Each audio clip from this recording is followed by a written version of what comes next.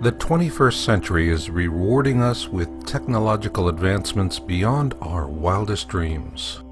Today, we travel the globe in new and faster ways. Thanks to modern medicine, we live longer and lead more productive lives. For the fortunate haves of the world, the 21st century is fabulous. For the have-nots of the world, it is still about despair. The despair of the have-nots does trouble those who have more. But then again, life is good in the 21st century and its benefits are many. We pursue our careers, shop in well-stocked and brightly lit malls, make lots of money out of thin air, go to college with the hope of repaying our student loans before we retire, enjoy life with our friends or pretend to enjoy it alone, and take luxurious vacations to briefly escape the stress of our daily lives. So who needs the bad news that life as we know it will cease to exist? Besides, if that were really true, it would already be on television, right? Before the millennium, TV reporters and analysts talked about tsunamis, storms, flooding, earthquakes, and heat waves. These natural cataclysms have always been a fuzzy part of humanity's existence. Ergo, the explanation that they will always be a problem has always made sense. That was until Hurricane Katrina devastated New Orleans in 2005. Following that, our focus sharpened. Since Katrina, television news anchors and pundits have begun talking a lot more about mega tsunamis, storm surge, severe flooding, superquakes, and killer heat waves. Where in the world did all these new superlatives come from, and how did they creep into the vernacular without causing a panic?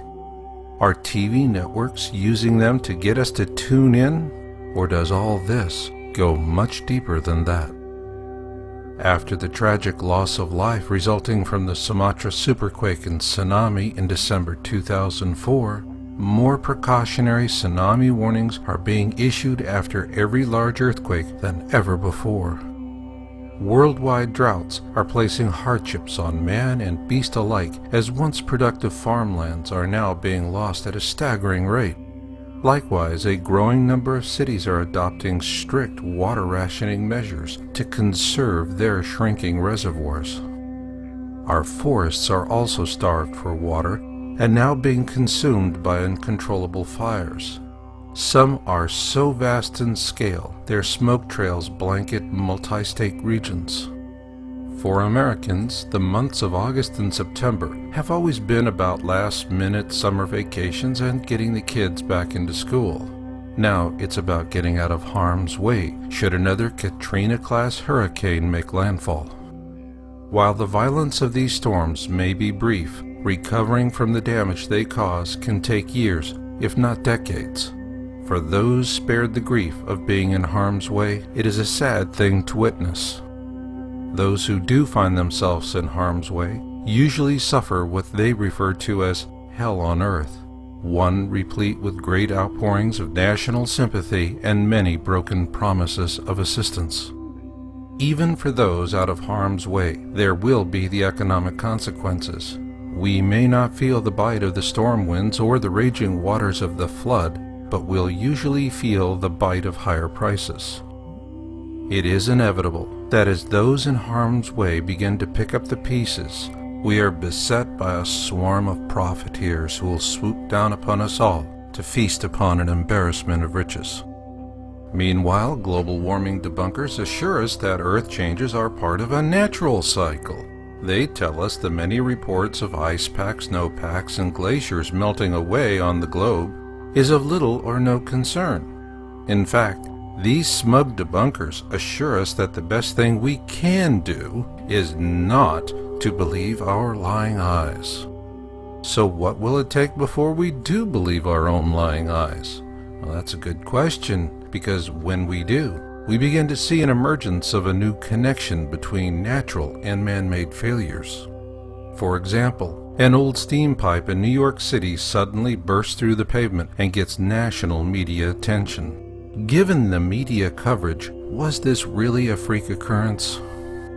Then the I-35 bridge in Minneapolis collapses with a tragic loss of life, a human event worthy of global attention. Although this bridge was known to be structurally weakened, the experts were still stumped. They simply could not explain such a sudden and catastrophic failure. Was this a freak occurrence as well?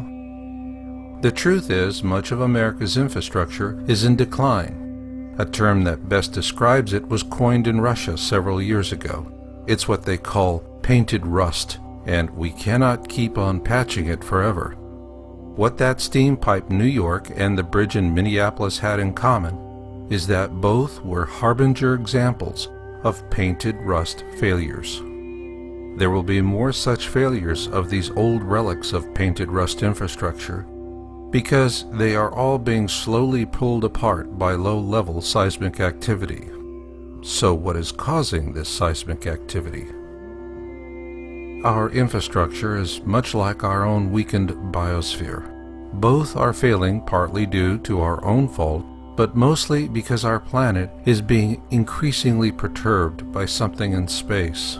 It is a massive object called Planet X, and it is approaching the core of our system. It has caused ancient cataclysms, and by 2012, it will revisit some of those cataclysms upon us once again. Could this really be true? If you're willing to believe your lying eyes, there is scientific proof.